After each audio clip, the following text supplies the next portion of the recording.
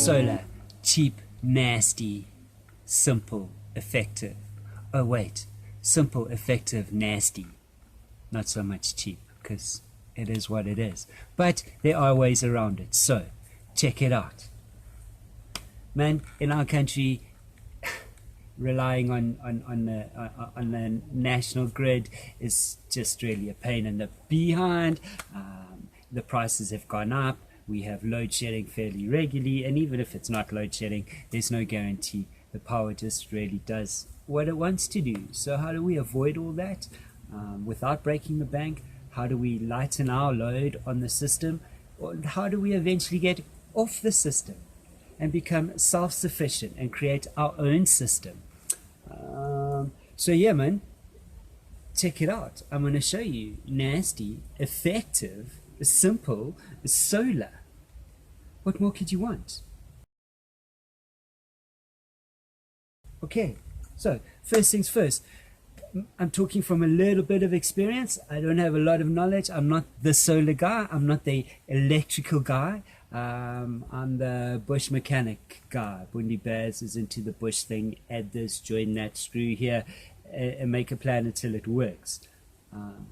However, a lot of things in the world are actually just quite simple, and you don't have to be the cleverest dude on the planet.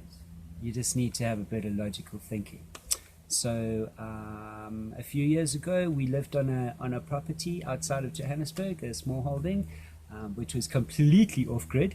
No electricity, no running water.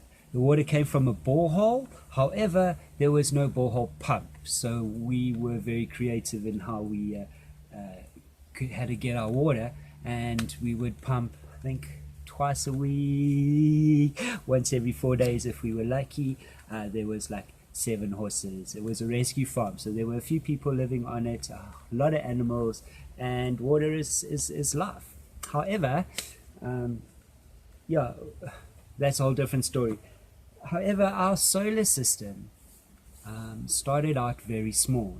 It started out with 2 gate motor batteries, second-hand gate motor batteries, a scooter battery, a second-hand scooter battery, you know, and a car battery, a second-hand car battery. And that was the extent of our power. And then we had 2 little solar panels. So here is one. This is actually for something completely different, but we all know solar panels, you know. So we had 2 of them. Here it is.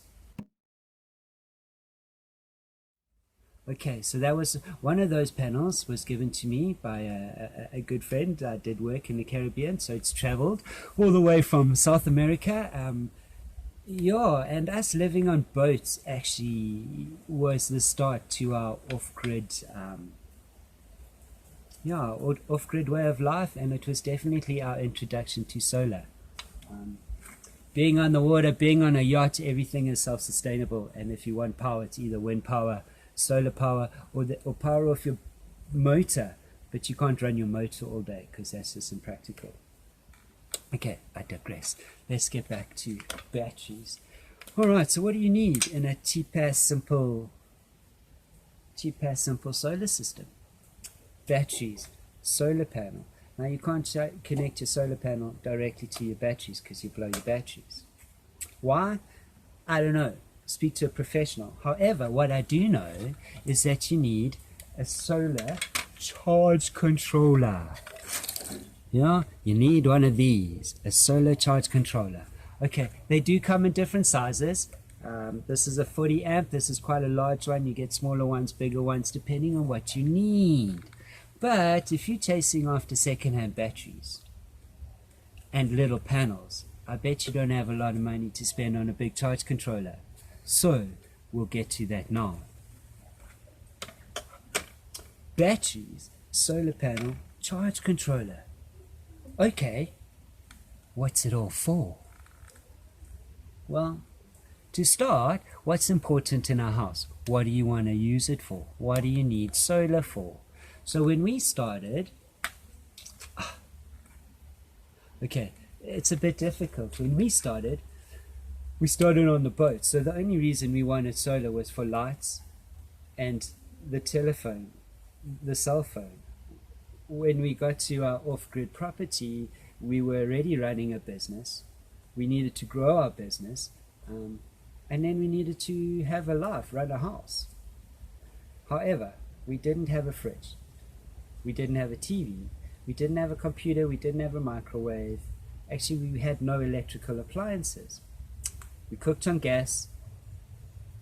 I boiled my kettle on gas. So what did we need electricity for? Lights. Communication. So that was step one. All right, let's get down to the lights. Man, one of the secrets to having affordable solar is to stay within what your batteries are. DC voltage. You want to stay in with the battery, plus and minus DC. The moment you want to take your solar and live like you're living on electricity, it's going to cost you money. Why? Because you have to take the plus and the minus of a battery, the direct current, DC current, and you have to boost it, give it more juice, more power, and turn it into alternate current, AC, that you get from your home, the national grid current. And then you got to take 12 volts DC and you got to pump it up to alternate current at 220 volts. Does that sound confusing? Because it confuses me. Anyway, you get a machine that boosts up, and offhand I can't actually tell, it's called an inverter. So you get inverters and they cost an awful lot of money, and they take your battery power and they turn it into home power to run your computer, your TV, and your fridge. You need a lot of these batteries to run a fridge. Not practical. You need a lot of car batteries to run a fridge. Not practical. Can you imagine how many batteries you need to run a geyser? Okay, so questions you got to ask. Why do you want solar? So for us it was easy. Just start at the beginning. Simple. I want solar for lights. LED lights. This is from my car setup, so you can see it has a red and a black here, and this guy. So if you're buying 12 volt lights, battery operated lights, you can find them everywhere. Also, nice cheap Chinese junk, this one. We started out with a lot of these guys. So man, I'll tell you a story about these guys. Okay, 12 volt lights.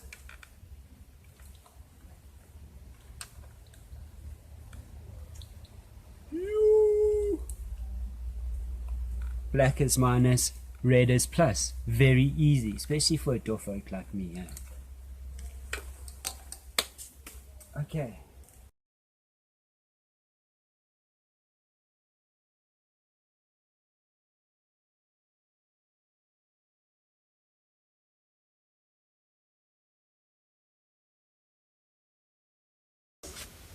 Oh, okay, $1 million tip from Bundu Bads. You're hearing it here. LED lights, 12 volt lights. You want to save on electricity? Change over to 12 volt lights in your power. But how do I do that? Because you get 220 volts coming into that light switch. Here's a little secret. You can get power supplies. It's not an inverter because it takes it from 220 volts down AC to DC. So I'm not quite sure what it is called. A transformer maybe, but you get many kinds.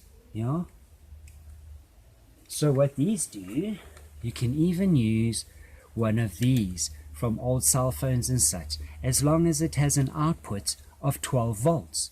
And what this does is that you can connect 12 volt lights, battery lights, into plug points running via one of these transformers, taking it down 240 volts down to 12 volt DC. So from AC to DC, and you can run DC lights. And what this does is this will major affect your electricity account. Why? Because all of a sudden your lights are now running DC voltage. Yeah, way less power than running even energy savers. So you want to save some money, you want to save money on lights, switch over to DC lights, into your electricity, just plugged into the mains. Clever tip when you bears out.